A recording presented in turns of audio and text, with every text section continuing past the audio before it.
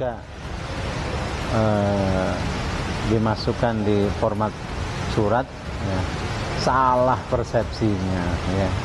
Jadi mestinya TSP jadi TACB. Lakukan perencanaan untuk masuk ke Monas pelaksanaan. Kita lihat nih, dari awal sudah banyak sekali terjadi keanehan-keanehan yang baunya adalah pembohongan yang start dari awal. Sekarang pun kita tidak suka yang seolah-olah salah ketik, seolah-olah bekerja. Kita nggak suka. Kita mau ya kerja yang benar, karena Formula E ini kan sebenarnya diketok tanpa mempertimbangkan kepentingan rakyat. 1,16 triliun dan itu pajak yang diperoleh dari rakyat, APBD. Untuk bayar komitmen Formula E kita udah keluar duit 560 miliar. Tadinya mesti keluar 2,3 triliun untuk 5 tahun. Tetapi katanya ditawar-tawar 2 hari bisa turun jauh banget. Kita juga kaget. Ini yang diturunin beneran komitmen fee-nya atau cashback-nya yang nggak jadi diterima. Dia mengatakan pelaksanaan balapan mobil listrik Formula E itu tidak menggunakan anggaran dari daerah atau APBD. Katanya murni dari sponsor. Ini belgedes nggak karu-karuan. Kalau Anies akan turun tahta tahun 2022, sedangkan pilkada serentak akan dilaksanakan nanti tahun 2024, artinya Anies mewariskan barang busuk kepada PDIP DKI kritik Formula E tak diaudit hingga Anies Baswedan purna tugas. Anggota DPRD DKI Jakarta fraksi PDIP Gilbert Simanjuntak menyoroti laporan keuangan Formula E yang disebutnya tak kunjung diaudit hingga Anies Baswedan purna tugas sebagai Gubernur DKI Jakarta. Dia mengungkit janji audit Formula E yang disampaikan oleh Ketua Panitia Formula E Ahmad Syahroni dan mantan Wakil Gubernur DKI Jakarta Riza Patria. Gilbert mengatakan Anies tak berani mempertanggungjawabkan laporan keuangan Formula E.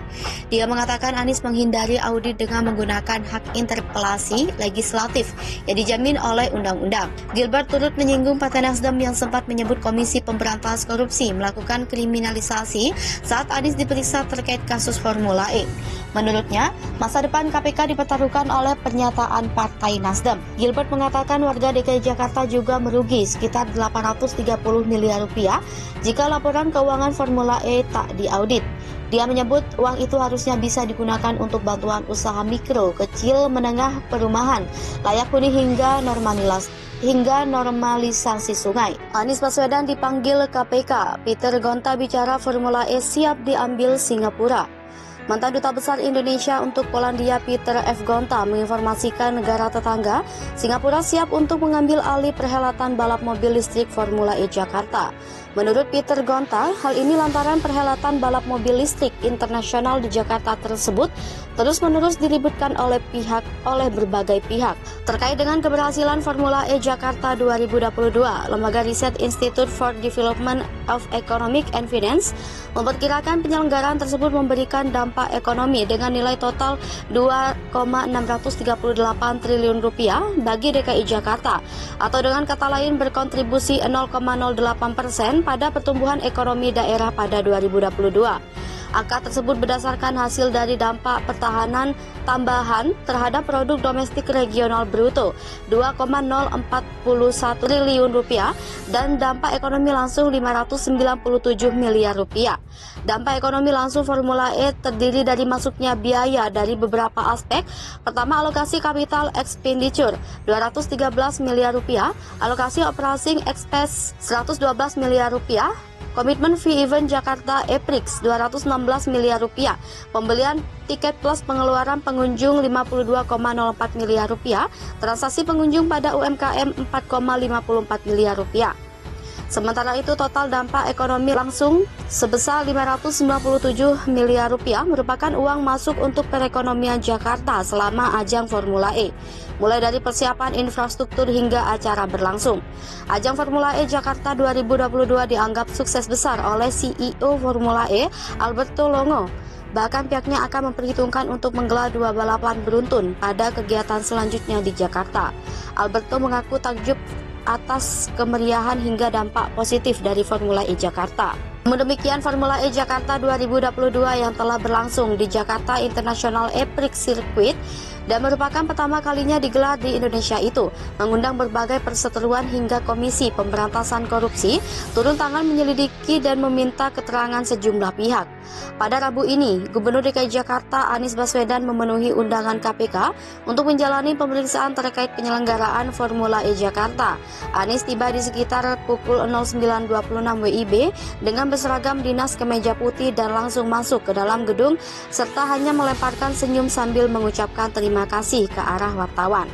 Anies Baswedan telah 2 kali menjalani pemeriksaan oleh tim penyidik KPK. Lembaga anti rasuah sendiri telah memanggil Ketua DPD DKI Jakarta, anggota Komisi E DPD DKI, Direksi PT Jakarta Propertindo, Kepala Dinas Pemuda dan Olahraga serta lainnya.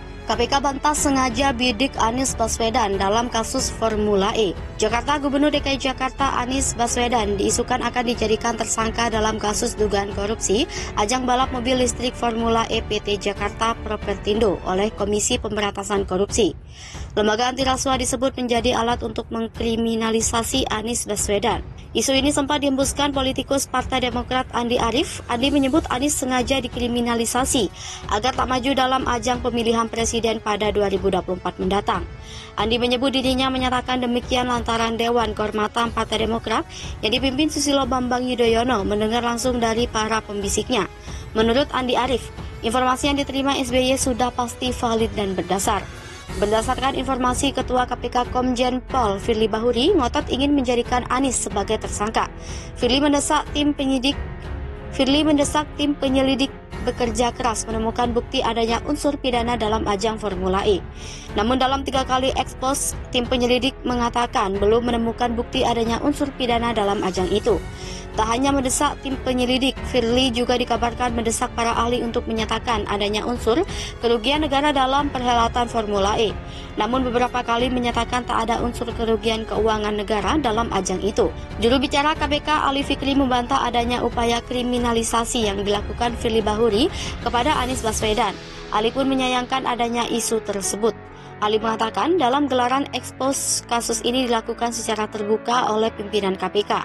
Dalam gelar perkara tersebut dipaparkan hasil pengumpulan informasi oleh tim untuk mendapatkan saran dan masukan dari seluruh pihak yang ikut dalam forum tersebut.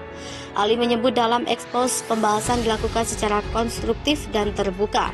Semua peserta ekspos punya kesempatan sama menyampaikan analisis maupun pandangannya. Tak terseret politik, Ali mengklaim KPK yang kini dipimpin Firly Bahuri merupakan murni lembaga hukum yang menangani kasus berdasarkan aturan hukum yang berlaku. Menurut Ali, lembaga anti rasuah tidak bisa diseret-seret ke dalam dunia politik.